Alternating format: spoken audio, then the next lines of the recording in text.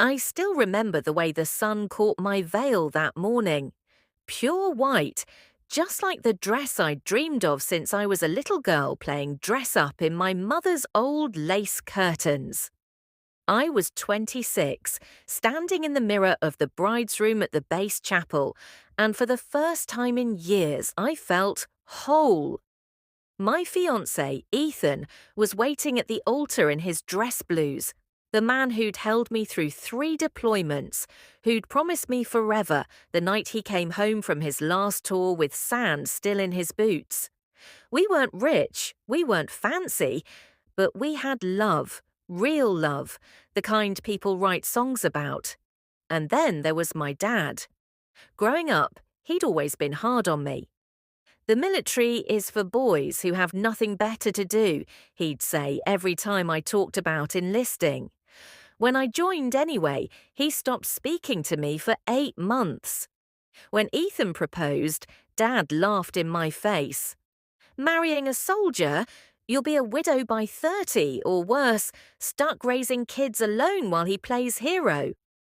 I invited him anyway, because he was still my father, because some tiny, stupid part of me believed that seeing me happy might finally make him proud. The morning of the wedding, he showed up in a wrinkled suit, already smelling like whiskey at 10 a.m. He took one look at Ethan's uniform and sneered loud enough for the groomsmen to hear. "This is a joke, right? A military wedding? What's next, getting married in a tent in the desert?" My bridesmaids froze. My stomach dropped. I forced a smile, whispered, "Dad, please, not today," and walked away before the tears came. But what I didn't know was that Ethan had heard every single word. The ceremony started perfectly. The organ played. I walked down the aisle on shaking legs, trying to focus on Ethan's eyes instead of the man sitting in the 3rd row with his arms crossed like he was waiting for the whole thing to fall apart. We said our vows, we kissed, everyone cheered. And then came the reception. Dad waited until the toasts. He clinked his glass like he was about to say something sweet. Instead, he stood up and the room went quiet. "Let's be honest," he slurred, swaying a little. "This whole thing is ridiculous. My daughter could have married a doctor, a lawyer, someone with a future. Instead, she picked this. A guy who's going to be gone half her life if he even comes back at all. I give it 2 years tops." Gasps. Someone dropped a fork. My maid of honor grabbed my hand under the table. I couldn't breathe. I looked at Ethan. His jaw was tight, but he didn't say a word. Not yet. I stood up, voice trembling. "Dad, stop, please." He just laughed. "Come on, sweetheart, someone had to say it. This isn't a real wedding." It's cosplay with better catering. That was the moment something inside me shattered. Not just embarrassment, betrayal. Deep, soul-cutting betrayal. This was supposed to be the happiest day of my life, and my own father turned it into a public execution. I spent the next hour hiding in the bathroom, mascara running, telling myself I wouldn't let him ruin everything. Ethan found me, knelt on the tile, wiped my tears with his white gloves. "I'm so sorry," I kept saying.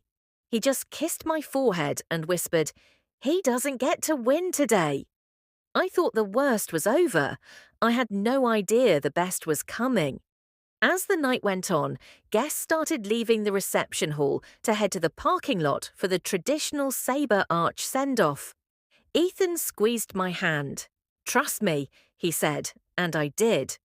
We stepped outside into the cool evening air. And that's when I saw them, row after row of dress blues. 150 soldiers from Ethan's unit, men and women who'd served with him in places I couldn't even pronounce, stood at perfect attention in 2 long lines leading to our getaway car. Their sabres gleamed under the string lights. My dad was already halfway to his truck, grumbling about leaving early. He stopped dead in his tracks.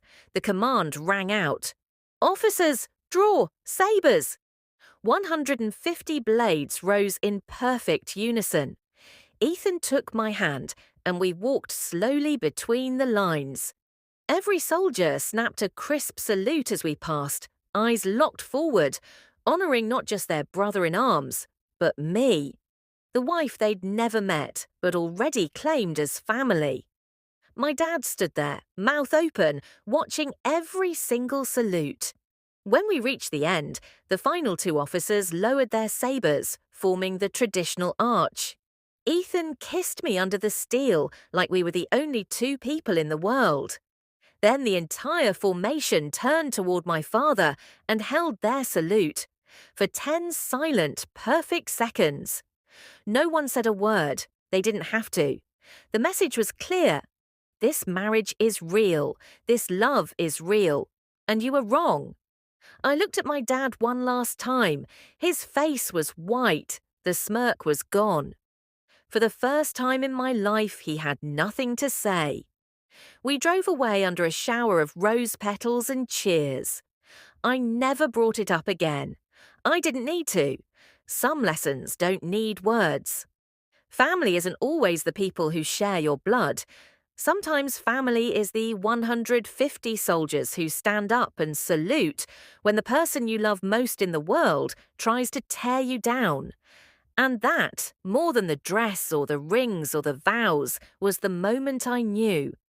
I didn't just marry a soldier that day. I married into an army that would always have my back. I'm okay now. More than okay. I'm proud. And I finally let go of the little girl who kept begging for her father's approval, because I found something so much stronger.